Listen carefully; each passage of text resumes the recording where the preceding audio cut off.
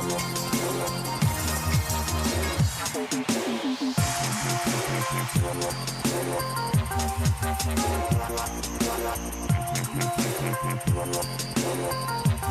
up? How's it going? You're watching the Endgame on Rochester First. The kids all call it Rock One. It is a Thursday, and today we are the color of money in honor of James Cook and his brand new spanking contract. 4 years, $48 million. We will talk about that contract, a lot of the ins and outs, so many things to kind of layers to go through to peel back of all the different impacts, who won, who lost, all that stuff. We'll talk about that. Keon Coleman. I know y'all are waiting for a breakout from him. Maybe you don't need quite a breakout. I'll explain why. And we will talk about the greatest baseball team of all time. And it's not the team you're thinking of, I guarantee you. Hope everybody's doing good out there. It is, again, a Thursday. The Bills are on their way to Chicago. They're going to do joint practices with the Bears tomorrow, and then preseason game on Sunday night, which is weird to have a preseason game so late in the week. I know the Bills are popular. This game will be a national broadcast on Fox.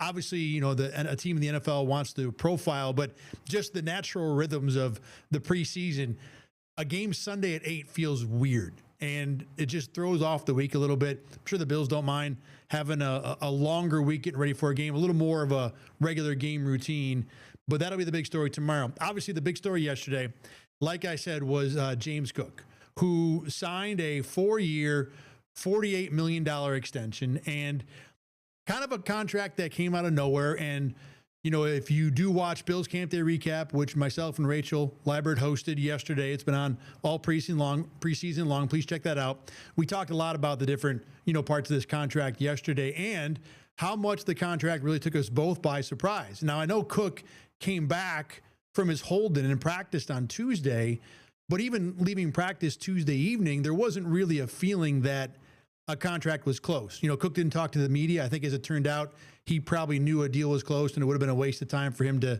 talk about coming back from the hold-in, only to come back the next day and have to address his contract.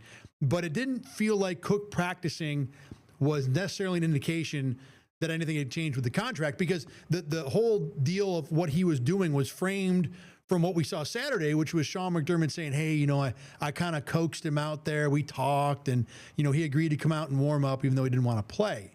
Now, we'll talk a little bit about the hold-in, you know, who won the hold-in, who lost, how much sense it made. But let's start with the contract itself and how much it makes sense for the Bills and for James Cook. And look, my initial reaction to the contract was that that's a thick deal. That's a deal that's full of things that I think James Cook would feel good about. Now, he didn't get the $15 million that he tweeted a few times during the offseason that he thought he deserved. And look, I think most players probably have a feeling of, look, to be in this league, you have to be ridiculously arrogant. You do. You have to have a level of confidence that borders on the insane to be able to succeed when you're surrounded by the best, fastest, strongest athletes in the world, and also guys who are incredibly hard workers. So when James Cook says I'm worth $15 million, a part of that maybe ridiculousness that we all look at and say, no, you're not a $15 million a year guy, comes from the point of view that to be in that league, you have to believe things that are, you know, borderline insanity. But separate of that, there's also a part of, I think, most players who understand the realities of the business side. And I don't think Cook, I hope at least, I don't think Cook or his agents really realistically thought at any time he was going to get $15 million, even if it is a pretty nice opening stance for a negotiation. So he didn't get that. But he did get $12 million a year, at least on paper. According to Spot Track, the deal is actually 3 years, $30 million. That's the practical value of the deal when you take out a lot of the funny money and things that Cook may or probably is unlikely to actually realize.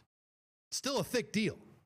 By comparison, Kyron Williams, who signed a few days before Cook, got a deal that was on paper 3 years, $33 million. In actuality, again, according to Spot Track, 3 years, $27 million. So Cook got, even in practical, actual dollars, $1 million more per year than Kyron Williams did. Now, if you want to really compare those deals a little bit more, and this is more about the cap situation of each team than necessarily the player, but the Kyron Williams deal for the Rams comes with zero dead cap money if they wanted to move on from him after next year, 2026. As opposed to the Bills, who will be saddled with $10 million plus in dead cap money if they wanted to move on. It's $19 million if they want to move on from Cook next year, $11 million the year after that.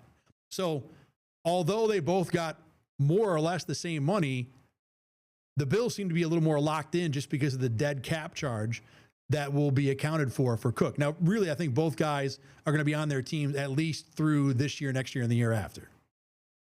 But if both teams wanted to move on then, cost the Rams $0, cost the Bills $9 million. And again, that's not necessarily about the quality of the contract, the quality of the player.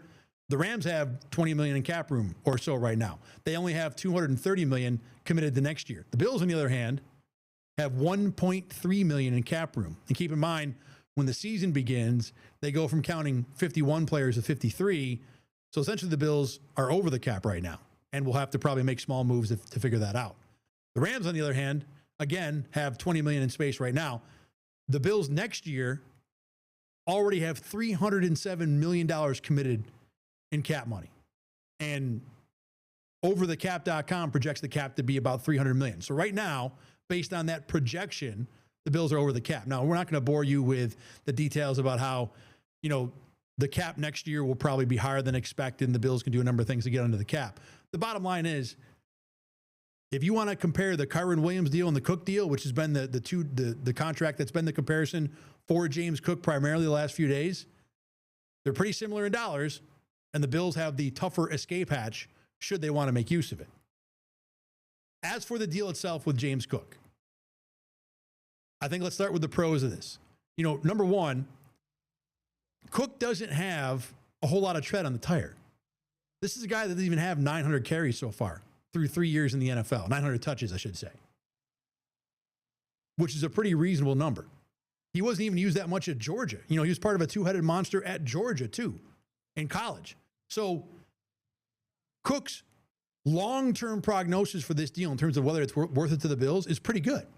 This is probably a guy that's going to be able to be pretty functional throughout the duration of this deal. When you talk about his second, third, even fourth year, if they get that far, you would think Cook, because of his lack of tread on the tire, should be a pretty good return on that investment. That, yeah, it might be a 4-year, $12 million deal, but this isn't a running back like many who falls off a cliff at age 26 or 27. Cook should be lasting, quite a bit longer. In addition, signing this deal ends the distraction. You don't know how much that was worth to the Bills, but I'm sure it was worth something. Brandon Beane talked about the fact that he found out in his first contract issue, which is what this was, that he doesn't sleep very well. Shocking. I wouldn't sleep very well either. And the Bills have long prided themselves on not having distractions. They're a different franchise. They don't have leaks. They don't have contract issues. They don't have people publicly demanding trades. That's not what happens at One Bills Drive for the most part. And like I said, for the most part, they've been successful. So this contract ends what was the first real contract issue for the Bills. And it continues to set the good example for the locker room. The same thing that Christian Benford and Greg Rousseau and Terrell Bernard and Khalil Shakir deals did. That if you are a good player, if we draft you and you succeed, you do what we tell you to do, you will get paid by us. And if you don't get paid by us, you get paid by somebody else, i.e. Tremaine Edmonds. You cannot have a better example than what the Bills have done this offseason by locking these 5 guys up.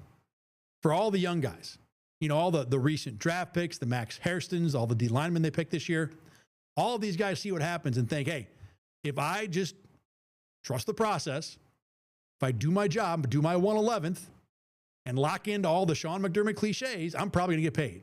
Which at the end of the day, yeah, these guys want to win, but this is also their job. So I think primarily they all want to get paid. So this contract continues what is a trend of Brandon Beane proving to the locker room that when you do what we tell you, you will be rewarded. And that speaks volumes in most NFL locker rooms. And it has to continue to build, cement really, what the Bills have already built in Buffalo. Now, on the negative side, all right, the big negative with the James Cook contract comes down to his usage. He is now paid based on his total dollars as a top 6 running back in the NFL by money per year on average. He is tied for sixth with Josh Jacobs making $12 million a year. Again, this is the total big contract value, not the spot track listed practical value. But James Cook is doing that as a guy who last year didn't play in 2-minute drills, doesn't get on the field a ton for third downs, and didn't even take in or play a part in 50% of the snaps last year. Now, part of the reason is the Bills have really good depth. Ty Johnson's developed into a nice little weapon as a third down back, especially as a receiver. Ray Davis came into the NFL as one of the better blockers you'll find at the running back position. And James Cook has really not been a good blocker. He's been getting better, but he is certainly third of three on that Bills depth chart when it comes to blocking. So while, some of the issue is James Cook related, there's also a part of it that is just how good the guys around him are, which is certainly fair to talk about. So let's take a look though at the snap counts here. And I got a little numbers graphic for you. So the guys on your screen, these are all the top 10 players in the NFL based on average dollars per year, total contract. And those are the snap counts for last season. I put 2025 in there. That's my bad. Should say 2024. Last year's snap counts. Okay. You see where James Cook ranks right off the bat.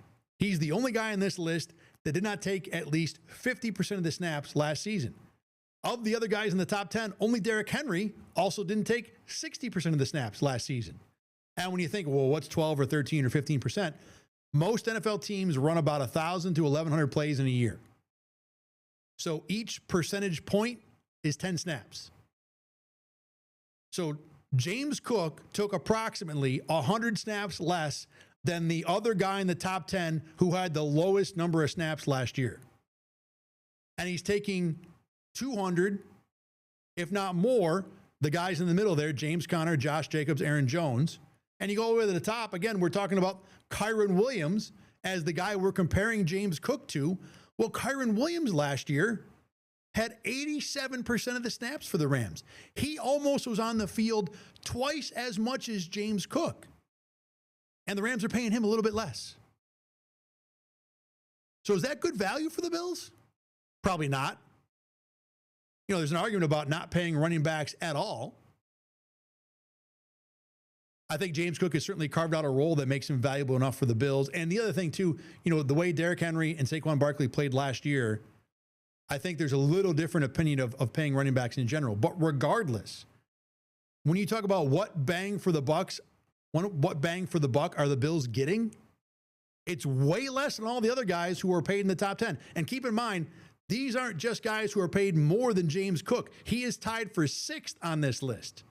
There are guys on this list who make less per year than James Cook does. But he is by far the guy that is on the field the least. Does that make it a bad contract? I don't think so. And we'll get into the overall view of this in a minute. But that is certainly the number one con. The other part of this, too, is, James Cook has really just had one good year. His rookie year and his second year were okay. Remember, year two, he had all kinds of problems with drops. Again, he's never been a great blocker. I thought last year he really took a big step forward, maybe more than one step in terms of his toughness running. I thought he's always had pretty good vision. But being able to fight for those extra yards last year was a big step forward. And I thought because of that, he deserved to get paid. But just because he did it last year doesn't mean it's going to happen next year and the year after the duration of this contract. I think so. I'm very optimistic that Cook, at the very least, will give you something similar to what you got from him last year going forward, permanently, long term. But it's not a guarantee. This isn't like Derrick Henry, who's got a decade of doing this. It's not like Christian McCaffrey, who's done this every year he's been healthy. It's not like Josh Jacobs, who's put together year after year after year in bad offenses of this kind of production. So there is some risk to this deal for the Bills. Now let's talk about the hold-in for a second. This is going to go down as one of the great mysteries, I think, of the 2025 season. I think overall, number one, I think we have to think that the Bills and James Cook were probably closer in terms of the dollars than we thought. I think most likely, I kind of felt like that Cook and the Bills felt like they were $5 or $10 million per year apart, that it was just a ridiculous number, that it was a bridge that could not be crossed, which is why Cook opted for the hold-in, that they were so far apart that something had to be shaken up to put them together. But after seeing how this hold-in lasted less than 2 weeks, barely more than 1 week, and how the Endgame contract, the final numbers, were fairly pro-Cook, I got to think the Bills were offering something higher than we expected. And maybe Cook's team was literally sitting on the $15 million a year number or something close, saying, let's hold out as long as we can and see if we can get here. But bottom line, I think the way this ended, I feel like Cook and the Bills had to be a lot closer than we thought all along. Because it doesn't make sense to me for the Bills to look at this hold and feel like, wow, we've got to pay $5 million more. This guy's not going to play for us. What are we going to do? We've got to come way up on our contract offer. The Bills have the leverage. They got that 17 guy. You don't need to pay a running back when you got Josh Allen running around next to him. You want Josh Allen touching the ball more than that guy anyway. I don't care who he is outside of Saquon Barkley or Derrick Henry or CMC. There's a small handful of guys who, as a running back, you might want to have them have as many touches as Josh Allen. And even then, there's a huge debate about which guy you want carrying the ball more often. There's a reason why Josh Allen is the MVP. So I don't see any reason why the Bills should look at this hold-in or whatever negotiating stance James Cook brought to them and say, man, what are we going to do without James Cook? You got 17. Now, we talked about it on Bills Camp Day Recap yesterday. There is a good argument about whether or not the Bills can win the Super Bowl without James Cook. Now, look, the answer to can is 100% yes. When you got Josh Allen, you don't need a whole lot around him to have a chance to win the Super Bowl. But there's a difference between having a chance, so you're saying I got a chance, Dumb and Dumber, and there's a difference between legitimately having a chance. For that, I think the Bills have found out the last few years, you need a supporting cast. You need your Chris Jones. You need your Travis Kelce. You need your Tyreek Hill. You need those guys around you to make those plays in the playoffs. And a big part of the reason the Bills haven't gone to the Super Bowl is because their supporting cast hasn't made nearly as many plays as the Chiefs supporting cast or the Bengals supporting cast the year before that. So, yeah, you can win a Super Bowl, but is James Cook the piece that puts you over the top? There's an argument for that. Regardless, I still don't think the Bills would feel like they had to give in, that they had to acquiesce to whatever James Cook wanted just because he sat down for a week. But on the flip side, the James Cook part of this, I don't have a great explanation for. So you're going to play the good soldier all summer. You're going to show up for minicamp. You're going to say how important it is to hold your responsibility, to own up to your responsibility to your teammates, to be there for the start of camp, to be a part of the team for the first week and change of camp, and then to suddenly change your mind. I don't see what that gained. Now, maybe, look, is it possible that Cook holding in for a week and change was enough for the Bills to say, you know what? We have the leverage. We don't have to budge. But if it costs us another $1 million a year to just end this drama, it might have been worth it to the Bills. And not even, I know you hear that and you think, oh, the Bills gave in and James Cook, put the fear in Brandon Beane and the Bills to match his demands. It doesn't have to be that way. It could just be like, think about it. If, I'm trying to have a good analogy here. If you have to pay like $5 extra to go and get, like, you go to the store, you buy, I don't know, a lawnmower or whatever, and forget that you wanted to have a bag, or whatever. Do you go back and spend $5 extra to get the bag? Sure. Was it poor planning on your part that you forgot to get the bag in the first place? Now you have to drive back to the store and spend the 5-10 minutes? Sure. It was a bad call. But is it worth it to you to spend that money? Yeah. You're solving a problem. Not a direct analogy, but I think you get the point. If the Bills spent a little bit extra to rid themselves of whatever potential headache James Cook would have caused, and to keep this season, which certainly has Super Bowl dreams, steaming down the tracks, I can understand that. Not saying that's what happened, but if that was a part of the calculus for the Bills, that we're going to pay a little bit here to end this problem, I get that. Now, Brandon Beane said that the way this went down was sometime before Tuesday. The message from the Bills to the Cook team was, if you get back on the practice field, we'll continue negotiations. Now, James Cook said the reason he practiced on Tuesday was because he felt like something was close. I don't have a good read on what's more accurate there. It could be some level of both, where, again, like we said, the two sides were close all along, and maybe they got a little bit closer, and then James Cook decided to practice, and that was when the Bills decided to finally finish off and come all the way to meet the James Cook team in the middle. I don't know. But regardless, it feels like the Bills were already offering something that was pretty sweet. You would think pretty appealing to the Cook side to begin with. I don't see any reason why, even with a hold in, the Bills should feel like they were out leveraged and should have to come up a whole lot of dollars. So I just don't see what the point of that was. Either way, though, you know, the at the end of the day, it did make both sides happy. You would hope. I mean, James Cook seems to be happy. He got a nice long-term contract. The Bills, like I said, end their distraction. They can now move on with their season. So let's talk about the big picture of this now. So the Bills now have their 2.0 core locked up. Like I said, Benford, Rousseau, Bernard, Shakir, Cook. These are the guys that you're going to live and die with in the playoffs, with a couple of mercenaries here and there. This year it's Joey Bosa. You know, Josh Palmer, you can make an argument, could be a part of that core. You know, if Kincaid or Keon Coleman develop, they elevate into that core group. But one way or another, over the next few years, these are the guys the Bills are going to live and die with. And it certainly starts with having a happy running back. I mean, there's no reason to think James Cook is not going to be excited about his future. You know, his brother only got one big contract. Signed that one contract with the Vikings, and then a few years later, he was basically out of football. So, you know, I understand James Cook wanted to take his time and do this one right. Now he can just move forward. You talked about it yesterday. There were questions about the hold and what the point of it was and whether he felt like he won. He's like, you know what? Don't matter now. The contract signed. We can just play football. That's exactly what you want to hear, you know, from your star running back. And for anyone out there who's negotiated a contract, we do that here in the world of television. When you get that done, it is such a relief. It is such, man, everything is great. The sun's shining, birds are chirping. The rest of your day is fantastic. If only because you have that headache off your shoulders. You can go back to worrying about day to day, you know, making sure I get all the parts for my lawnmower, all the important things we talk about all the time. The Bills do have a tight cap situation going forward. Right now, they're about, according to overthecap.com, about 1.3 under the cap.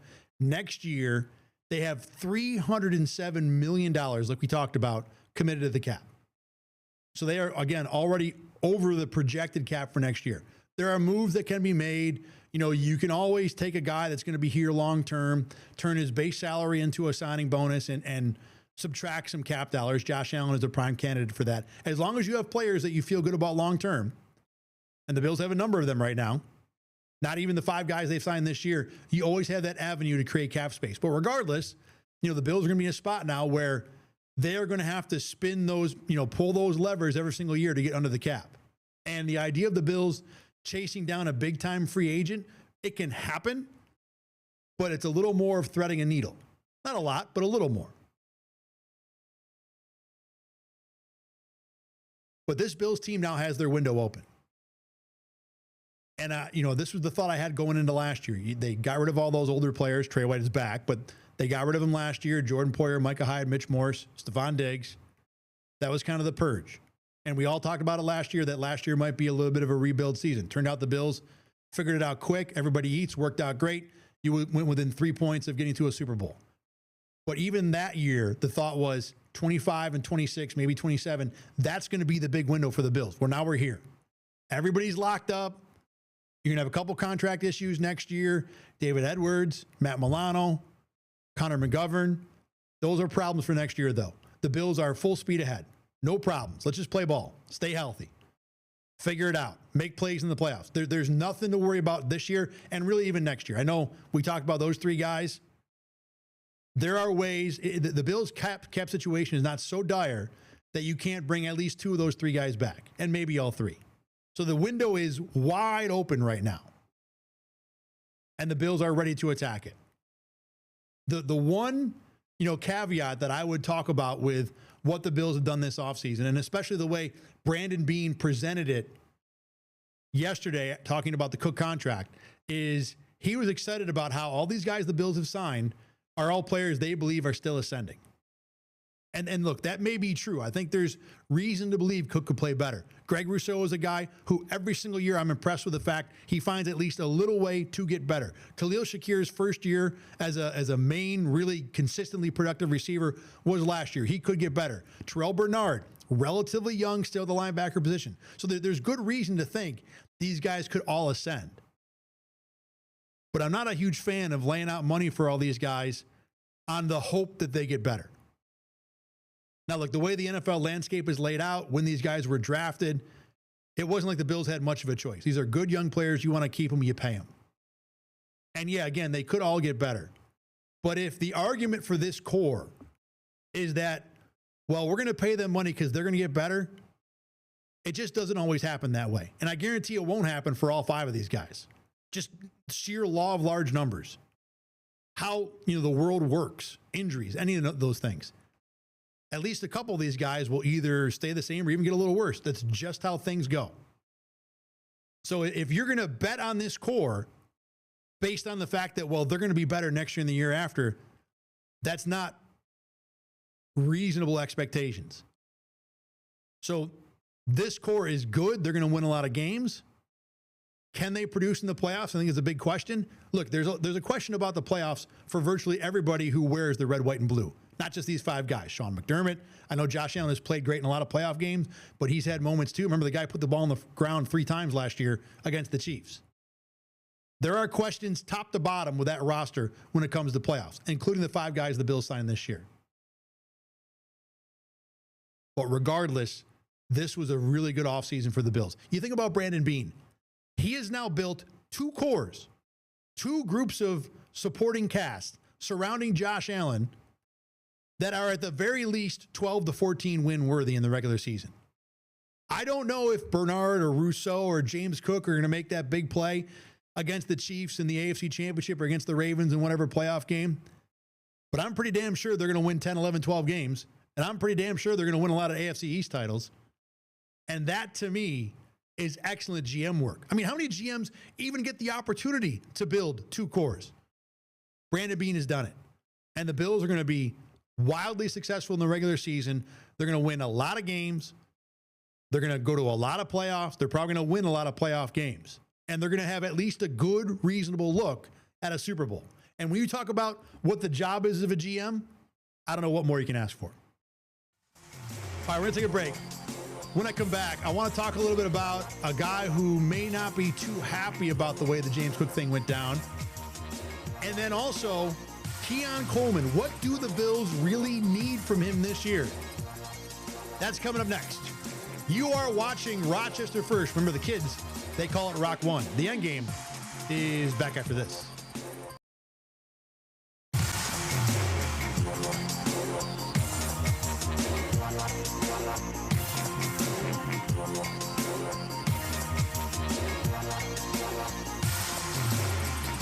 What's up, Thad Brown, back with you on the Endgame here on Rochester First on a Thursday. Bills getting ready for preseason football game numero dos, Sunday night in Chicago. Remember, Bills Kickoff Live will get you ready over on WROC and on WIVB in Buffalo. It's 6:30 to 7 this weekend. Myself, Josh Reed, Carl Jones, Matt Perino, the whole crew, as the Bills get ready to take on the Bears. Interested to see if the starters play. When the Bills have those joint practices, and a lot of teams do this too, when you have the starters go on in a joint practice, which is the best scenario, the best environment, really get work done, I think, these days in the NFL. A lot of times teams won't play those starters again in the preseason game because everything they would have wanted to get done, they will have gotten done in that practice scenario when you can't fully tackle. So you don't have to, put a guy like Josh Allen on the field to theoretically get tackled to the ground by someone. Makes a lot of sense. I do think that the Bills will play the starters this weekend a little bit. Sean McDermott has generally been let me put the guys out there. All the starters but Josh Allen did play against the Giants. James Cook certainly could use some in-game work, maybe a little bit. So my prediction would be they play a little. Wouldn't stun me if Josh Allen is held out again. Certainly if there's anybody on that team that doesn't need any preseason time, it is 17. But my prediction right now is that all those guys would play. Now that's going to include Ray Davis. And yesterday after James Cook got signed, first of all, before I get into this, big thank you to Ty Johnson. Because when James Cook sat out for the first day, all of us in the media went to Ty Johnson and he talked about James Cook holding in. Then when James Cook came back to practice on Tuesday, all of us in the media went up to Ty Johnson again and said, well, he's back. What do you think of this? And then when he signed his contract Wednesday, more of us in the media went to Ty Johnson yesterday and asked him again. Much appreciate 26 and his generosity with his time and how open he was. You could tell he's getting a little tired of it. I get it. So Ty Johnson, you have our thanks. I bring that up because Ray Davis, who is one of the nicest guys you can talk to, just a good dude, top to bottom, he politely declined an interview about James Cook yesterday. I do not want to connect these things, that James Cook declined an interview because of what I'm about to say. But it was a bit of a surprise that he elected not to speak to the media yesterday. And separate of that, but maybe not separate, you could understand if Ray Davis might not be too happy about the James Cook deal. Now, look, these guys get along real well. I'm sure Ray Davis is very happy that James Cook got his money. You know, I think all these guys root for each other. Again, you know, the more anyone gets paid in your room, in the league, on your team, it's going to benefit you down the road anyway. For most guys, the problem for Ray Davis is because he's such a late bloomer, because he got into the league at age 24, basically, there might not be a big contract down the road for Ray Davis. He might have the opportunity because keep in mind, he's in year 2 right now. He's only 2 months younger than James Cook is. Ray Davis and James Cook both are going to turn 26 during the football season. Ray Davis is in year 2 of a 4-year rookie contract, a standard 4th-round rookie contract. So year 3 is going to be his age 27 season. And year 4, the last year of his rookie deal, he's going to turn 28. So the first year that he's going to be eligible to have a new contract, he's going to be 29 years old. I mean, we talked about, you know, the running back cliff. And, you know, when guys tend to age out of that position, it's sometimes long before 29. So, you know, Ray Davis, look, he's going to make some nice money as a 4th-round pick. It's not life-changing money. It's certainly, you know, better than you and I and most people make. But it's not the $48 million that James Cook got or the $30 million guarantee that James Cook got.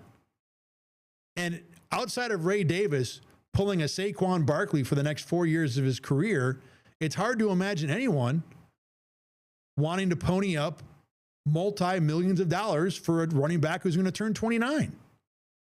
So just the unfortunate reality of Ray Davis's situation is that because of the age that he came out of college, because of the age he came into the NFL, there might not have ever been a scenario where he's going to make a ton of money in the NFL like James Cook and a lot of other running backs, other players would. And then on top of that, again, not that I think Davis was rooting for, you know, Cook to have a problem or not be on the team, but with James Cook being locked in for 4 years now, Ray Davis is always going to be a backup. I mean, maybe, look, there's a world where Ray Davis plays great and just supplants Cook as the number one. Again, we talked about the fact he's a heck of a lot better blocker than Cook right away. Good receiver, can do it all. So it's not like he doesn't have the talent to be really good and really productive in the NFL. But he's got a guy that his own team valued at $48 million total, $12 million per year already in front of him. A guy who has been more productive, if only because he's been in the league longer. It's really hard to imagine a scenario where Davis is going to be the number one back on this Bills team, short of injury. And even then, as long as Ty Johnson's on the team, Ty Johnson is so valuable that I don't know if Ray Davis would have an ability to play as many snaps as he would to really overly impress. So look, again, on the one hand, it's hard, you know, Ray Davis may never have had a path to a big-time NFL contract just because of how old he is. Or at least that path would have been a heck of a lot more difficult than most running backs because you have to somehow find a way. You have to touch the ball enough in 4 years to convince a team to pay you money without touching it too much that the same team will think that you're going to be too old to be productive after they sign you.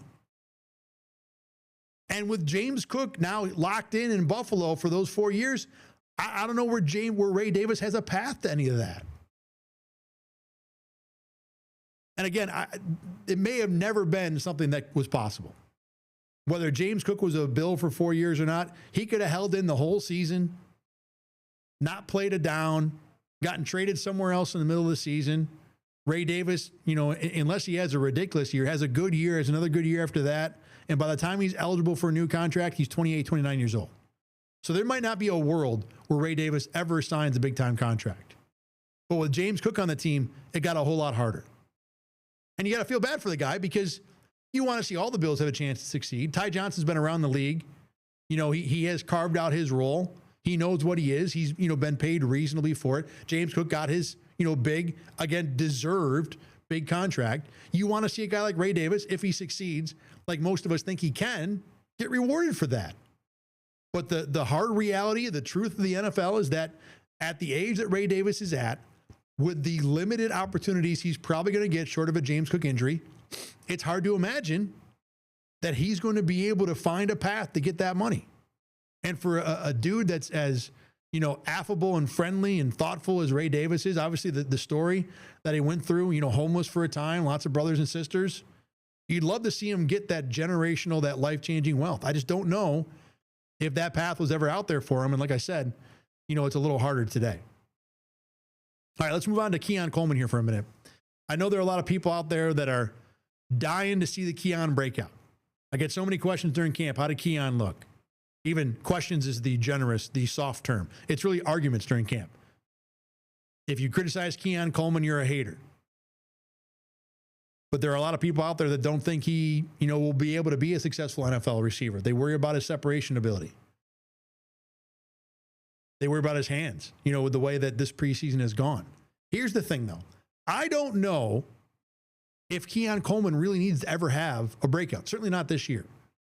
The big breakout. I don't know if Keon needs that. The Bills have given Keon a good amount here in camp of opportunities to hit those fade routes. The one-on-one, I'm going to jump in the air and take out a defensive back or beat a defensive back in the end zone. And Keon, look, he's had okay success. I think Josh Allen has done a much better job of putting the ball in a good spot for him. I think Josh Allen, in quarterback location on those plays is a big part of it. You want to give your receiver a chance to win, but you want to put a ball in a spot where he has the advantage. And I think Josh Allen is specifically with Keon Coleman, doing a better job putting the ball in a good spot. And Coleman, to his credit, one of the things that I don't think he gets enough, flowers for in terms of ability is the way he can adjust late. There was a catch he had against Jamarcus Ingram in a practice a couple days ago where he comes off the line of scrimmage and the ball is behind him. It's a combo back shoulder fade throw. And he had to flip his entire body around with the ball 2/3 of the way to him to make the catch. And he did. And it was really impressive. There was a training camp practice earlier, too, where Keon was going against Christian Benford, beat him on a fade route, just out physical him. They came back later in practice, and it looked like Benford was overplaying Keon to the outside, and Keon ran a little inside route. Easy catch and touchdown, on a slant.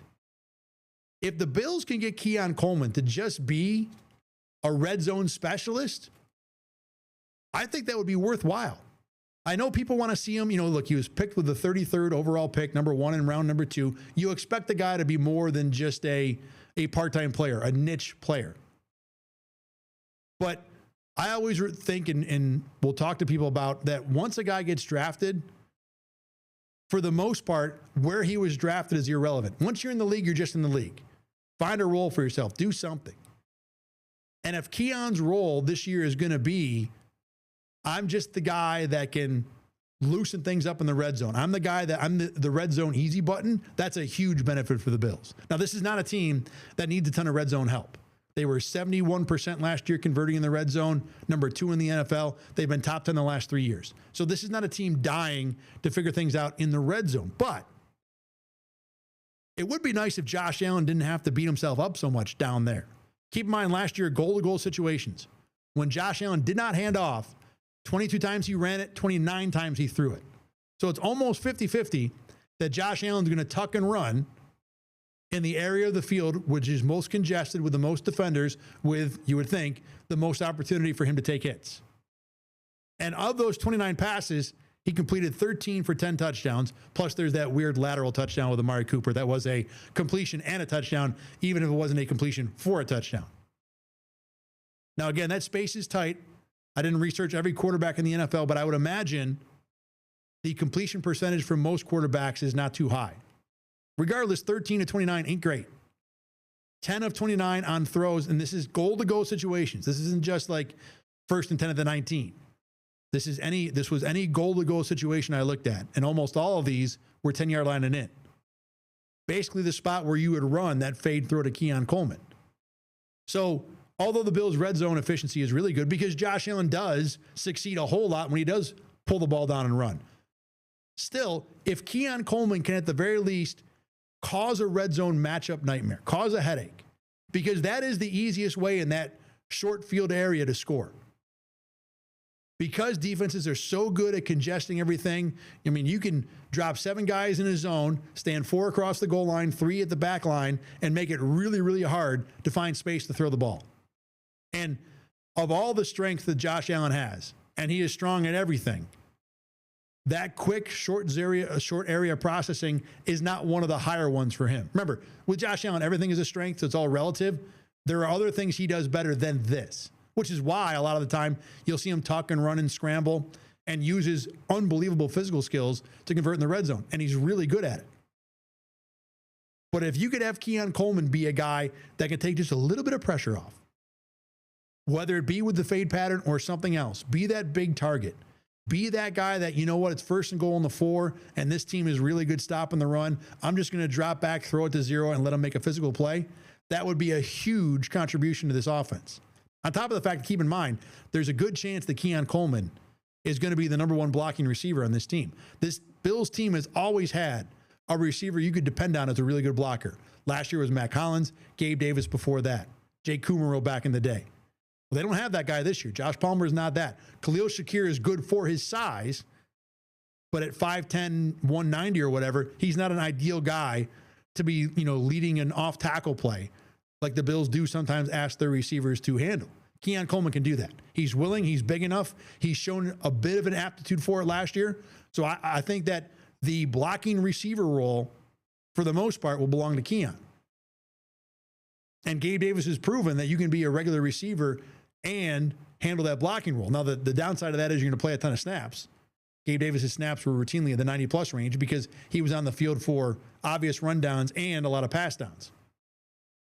If Keon can be good with the blocking stuff, and Sean McDermott has shouted out his blocking during the preseason, and be the red zone cheat code, that to me is plenty of breakout.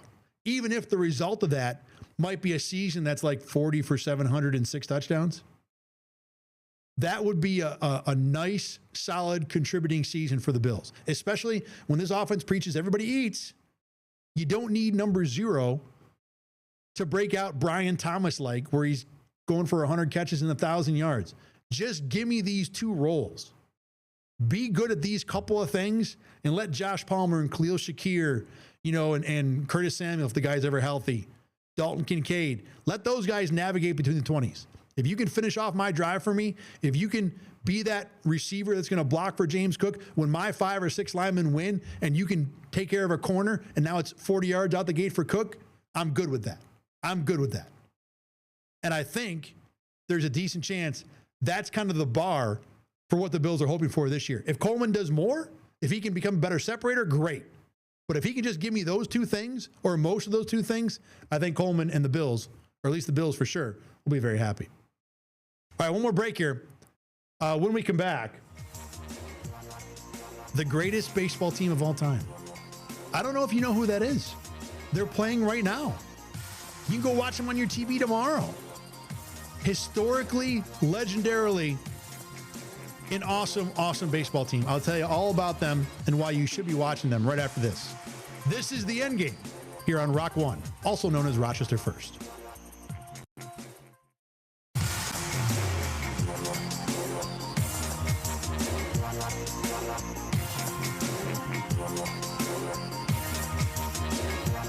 Well, you might have noticed we've changed the color scheme here in the studio. Good reason for that, because we're about to talk about the best baseball team in the history of baseball. You're watching the Endgame with Thad Brown here on Rochester First. So, look, you can have your 27 Yankees, Murderers Row. You can have your 75 Reds, the Big Red Machine. The team that you really should be talking about, the team that I think has the possibility of being one of the most epic baseball teams in the history of the sport, a team that will be talked about for decades. Songs will be sung of my 2025 Milwaukee Brewers. I grew up in the 80s, started watching baseball in 82 when the Brewers and Cardinals went to the series, and jumped on the Brewers bandwagon. It was the wrong choice. When you look back at the 43 years of watching baseball, being a Cardinals fan would have been more fun. But right now, there is nothing more fun than being a fan of the Milwaukee Brewers. The Brewers right now lead the NL Central by 7.5 games. Even better, they lead every single team in baseball by 7 losses. Here's ridiculous stat number 1, and I got a whole pile of these for you. The Brewers right now are 76-44, okay? The last time anyone else in baseball had 44 losses was 18 days ago. Now, part of that is because the Brewers are on a 12-game winning streak. Awesome side note from that, there is a burger joint up in Milwaukee that has for like 50 years promised to give away free burgers anytime the Brewers win 12 in a row. And this is the second time they've done it since like the 70s. They did it in 2018, and they finished that off, or at least completed a 12-game winning streak yesterday. So everybody in Wisconsin is so excited about free burgers. I think it's Ned's is what it's called, coming up pretty soon. The mayor stopped in front of the store, did a video about, hey, 12 wins, everybody. Look we're going to get. They've ordered like 100,000 pounds of beef. They're going to announce in a little while what day will be free burger day in Milwaukee. Okay, that's just the start. Let me give you some more of what they're doing here, okay? So the Brewers, they've won 27 in the last 31. So they are 27-4 in the last month and change. Skip down a bullet there. We'll come back to the middle one in a second. July 7th, right? Since then, they've swept 7 series and lost 4 games. So currently the Brewers are playing at a pace where they have 2 series sweeps for every 1 loss. They've won 37 of their last 46, 37-9. Over the last 2 months. They were 6.5 games behind the Cubs in the middle of June, and now they lead the Cubs by 7.5. And the Cubs are playing better than 500 baseball. They're not even bad. The Cubs have the 5th best record in baseball, and they're 7.5 games out of first place. There are 4 teams in baseball who have more wins than the Cubs, and they are behind the Brewers by 7.5 games. Now, please don't peek behind the curtain of this 12-game winning streak, because you'll notice that the Nats, Braves, Pirates, and circling the drain Mets were the last 4 teams the Brewers played. And coming up soon, they've got the Reds and the Cubs. So this thing is going to get real in a little bit here. But as you can see, this is not a Brewers team that's relying on hitting or pitching. In Major League Baseball, they have the 3rd best ERA, and they have the 2nd best runs per game in baseball. And the real scary part is how they're doing it, okay? Yeah, they're great, but it's not just random luck. There might be a little luck going on. I mean, you don't win this many games in baseball. But when you think about the Brewers being 27-4, all right, in their last 31 games, that's a ridiculous run for an NBA team. Like if the Golden State Warriors with Steph are doing that, people are talking about it left and right. This is a baseball team. 27-4. And you might not have heard of them because it's Milwaukee. I mean, keep in mind, if the Dodgers and Yankees were doing this, it would be, I wouldn't say it would be leading every sports news show in America, but it would be bigger news for sure. I mean, I can't remember a team on a run like this getting less press. And I know that a lot of fans are like, no one pays attention to us. I don't really care. Like, I really don't. I'm just enjoying the fact they're winning big games as a Brewers fan. It doesn't bother me that they're not getting any much attention. But the honest truth is, if this were the Yankees or the Dodgers, you probably would have heard about it by now. Whereas Milwaukee, after going 27-4, is living in a little bit of invisibility. And part of it is because They don't have many stars. Look, if you find a baseball fan in your life and see if they can name 3 Brewers, I bet they probably can't. I can barely keep track of the lineup most nights. Christian Yelich, most people would know he's having a great season. William Contreras came over from the Braves, I believe. Catcher, a lot of people would know him. And then the new pitcher, Jacob Mizorowski, the guy who throws like 105 all the time. He's hurt right now. Those would probably be the 3 names most people would know. Most of this team is completely invisible. Now, what they do well are 2 things. Number one, even though they're a small market team, don't spend a lot of money, they do a very good job of taking advantage of inefficiencies.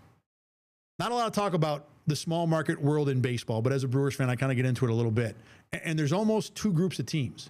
There's teams like the Brewers, the Rays have been this, who, yeah, they don't pay a lot, but they're smart. They don't beat themselves. They don't do dumb things. And when you're like that, you can take advantage of teams like the Pirates, who don't care, who don't spend a lot of money, and bank a lot of wins against those teams. The Reds have been that in the Central for a long time, not so much this year. So that's a part of it. Number 2, the Brewers just frankly do a really good job of developing players. Did you know, by the way, on top of having the 7-game lead on all of baseball, winning 27 of the last 31, 37 of the last 46, Baseball America said the Brewers have the number 1 farm system in baseball? I mean, it has really not ever been a better time to be a Brewers fan. Listen to this, too. It's not just developing young players, okay? Andrew Vaughn is a 27-year-old journeyman, came over in a trade with the White Sox a few weeks ago, about a month ago. With the White Sox this year in 48 games, he hit .218 and slugged .314. Okay, those are really bad hitting numbers. In 27 games with the Brewers, so not a small sample size, small relative to a 162-game season, but not small, Vaughn has gone from a .218 on base percentage to .413. His slugging has gone from .314 to .642. He has doubled his slugging percentage in 4 weeks of playing games with the Brewers. That's ridiculous. The other guy this year is a pitcher named Quinn Priester. Brewers traded for him from the Red Sox. And I remember when the trade went down, the general opinion of it was, wow, why would the Brewers want this guy? Red Sox fans were like, yeah, good luck, man. No big deal. So what has he done with the Brewers this year? 11-2, a 3.49 ERA with 95 strikeouts and 118 innings. He's like one of the Brewers' best pitchers, and he was a nobody for the Red Sox. That's what the Brewers do. They're smart, they know how to develop, and they're able to win a lot of games. Now, look, does this mean that they're going to be a World Series winner this year? It's always hard because teams like this, and Milwaukee's been very good, you're built for the regular season. You're built to win, 4 series in a row against dreck like the Nats and the Braves and the Pirates. But can you win 3 of 5 against the Dodgers? Can you win 4 of 7 against the Phillies? That's where it gets hard for a team like Milwaukee. But you know what? That's a problem for October.